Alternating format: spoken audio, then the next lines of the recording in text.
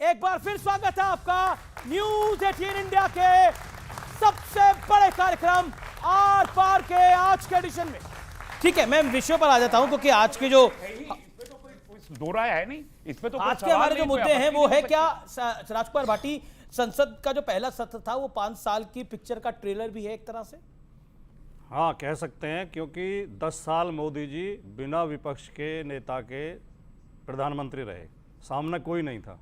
10 साल बाद अब जब चुनाव हुए, भारतीय जनता पार्टी की 63 सीटें कम हो गई, 303 से 240 पे आ गए।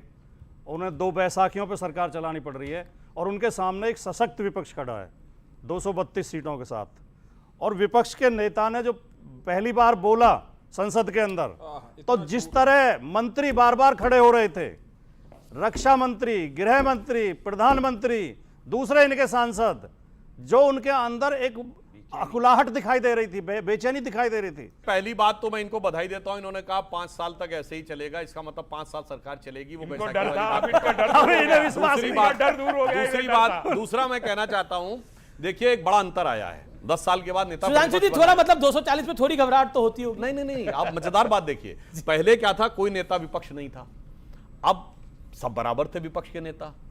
अब तो दोनों में से एक नेता विपक्ष हो गया। अब 2 लड़कों में से एक लड़का तो बड़का हो गया है और अब एक लड़का छुटका हो गया है। अब बड़का लड़का इतना फड़क फड़क के बोल रहा है कि सोचना पड़ेगा। लड़के की बात ही नहीं करे तेजस्वी यादव।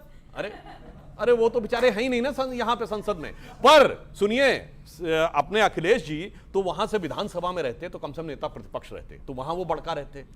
पर ये जो यहां पे आ गए, यहां तो राहुल गांधी निर्विवाद रूप से इनसे बड़े नेता हो गए, तो अब तो इनको राहुल गांधी के प्रशस्ति गान के अलावा और कुछ करना नहीं है। तो मैं तो कह रहा हूं विपक्ष का जो समीकरण देखिए। और एक और आपको बात बता दूं, ये 232 में 60 सीटें तो एक दूसरे के खिलाफ लड़के जीते हैं, जिसमें 13 पंजाब की, 20 पर जीते तो बीजेपी के खिलाफ है। नहीं, बीजेपी के खिलाफ कहां, कम्युनिस्ट पार्टी और कांग्रेस एक दूसरे के खिलाफ लड़के 19 सीटें केरल में जीती, वहां बीजेपी कहां थी? अंग्रेजों से, और सुनिए पंजाब में 13 सीटें आम आदमी पार्टी, कांग्रेस एक दूसरे के खिलाफ लड़के भारतीय जीती, जनता पार्टी थी? और आरएसएस के लोगों ने अंग्रेजों से ट्यूशन लेके एक बात बहुत अच्छी तरह सीखी कि डिवाइड एंड रूल। भाई उसी वो इनका रहता है। अब ये अखिलेश यादव राहुल गांधी के बीच में भी 2 फाड़ कर रहे हैं। ये जातियों के नाम पे, पार्टियों के नाम पे, धर्म के नाम पे, भाषा के नाम पे, क्षेत्रवाद के नाम पे डिवाइड करते रहते हैं लोगों को। ममता बनर्जी ने क्यों बोला कि नेता प्रतिपक्ष जब स्पीकर और डिप्टी स्पीकर का मामला है, उन्होंने बोला हमसे तो पूछा ही नहीं गया किसी से। ममता बनर्जी की पार्टी की ऑफिशियल लाइन थी सर, ये बीजेपी ने तो नहीं बोला। और बार-बार एक प्रश्न आता है कि बैसाखी की सरकार है, नजर आप पे चली जाती है, आप पर और टीडीपी पर।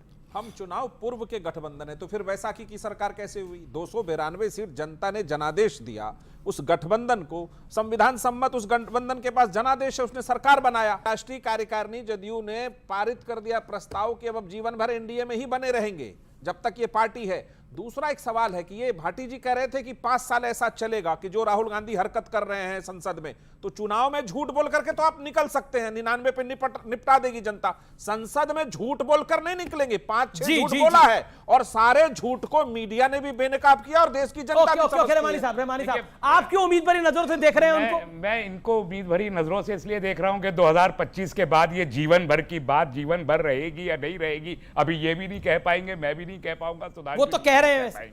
लेकिन एक बात मैं कहना चाहता हूं, इस देश के लोगों से हमको बड़ी खुशी है कि सरकार एनडीए की बनी है और इंडिया की नहीं बनी।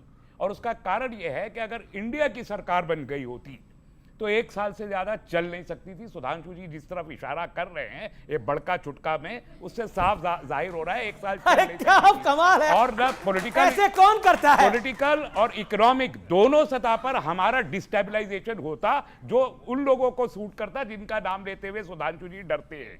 लेकिन देश हित में एनडीए बना है।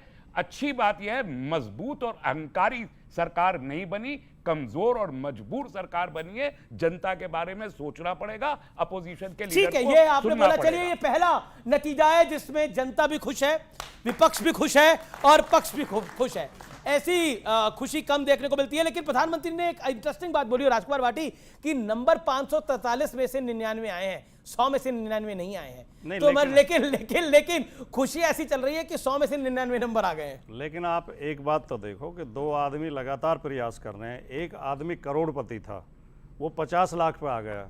एक आदमी 1 लाख का आदमी था, वो 25 लाख पे आ गया। तो एक की तरक्की हुई ना है, एक करोड़ नीचे वाला आया। 50 लाख पर आया है, ना 1 लाख वाला 25 लाख पे आया है। एक आगे बढ़ा हाँ, है, मतलब एक नीचे आया है, ये तो आप देखेंगे। चलिए चलिए ठीक है। जो 50 साल तक लगातार स्पष्ट बहुमत पाते रहे, पिताजी के जमाने में 404 सीटें थी, 44 पे आ गए, तो कौन करोड़पति उस पे आया? ये जी। एक लाइन, मुझे विश्वास है फिर राहुल closing गांधी करेंगे। जी अपने कुल की परंपरा निभाएंगे। मुलायम सिंह जी ने कांग्रेस का वोट बैंक 1989-90 में यूपी में छीन लिया था कांग्रेस से। अब मुलायम सिंह जी के बेटे से, राजीव गांधी जी के बेटे, वो वोट बैंक छीन के दिखाएंगे। ठीक है, ओके ओके। आप आखिरी लाइन कुछ मधुर सा बोलिएगा जी। मैं तो ये मधुर सा ये बोल रहा हूँ, और सुधांशु जी को सुनो कि उनका बांग्लादेश वहाँ है, उनका पाकिस्तान वहाँ है, कोई मुझे ये बता दे मेरा हिंदुस्तान कहाँ है? जी जी, चलिए, ये आपने अपनी बात को बोली। आपका हिंदुस्तान यही है, जहां जहां था और वहीं रहेगा। ओके ओके सुधांशु भाई, आखिरी 10 सेकंड, समय मेरा इजाजत नहीं दे रहा जी। नजर शेयर करना चाहता हूँ गालिब का बोलिए। कि अच्छा। कितने शीरी हैं तेरे लब के रकीब, गालियां खा के बेमजा ना हुआ। ओके ओके यानी ओके 240 ओके, की शिकस्त को भी फतह की जश्न के तौर पे बना ठीक है रहे ठीक है अरे ठीक है। भाई वाह, शिकस्त आखिरी किसकी आखिरी थी? शब्द शिकस्त किसकी थी? ये बहुत अच्छी तरीके से मैं एक गंभीर बात कहना चाहता हूं। इस चुनाव में एक बात कही गई थी ना कि वो पश्चिम वाले अरब से आए, उनसे वहां से आए, चीन वाले वहां से आए। तो मैं एक लाइन कहना चाहता हूं हमारे देश के लिए कि यवन को दिया दया का दान, यानी वेस्ट को, चीन को मिली धर्म की दृष्टि, मिला था स्वर्ण भूमि को, रत्नशील की सिंघल को भी सृष्टि। किसी का हमने छीना नहीं, प्रकृति का रहा पालना यही, हमारी जन्मभूमि थी यहीं, कहीं से हम आए थे नहीं। ओके, बहुत बहुत शुक्रिया आपका इस मंच पे आने के लिए, अपनी बातों को रखने के लिए। तो ये थी आज की चर्चा। फिलहाल आज के एडिशन में इतना ही। आप सबको मेरा नमस्कार, गुड नाइट, वंदे मातरम।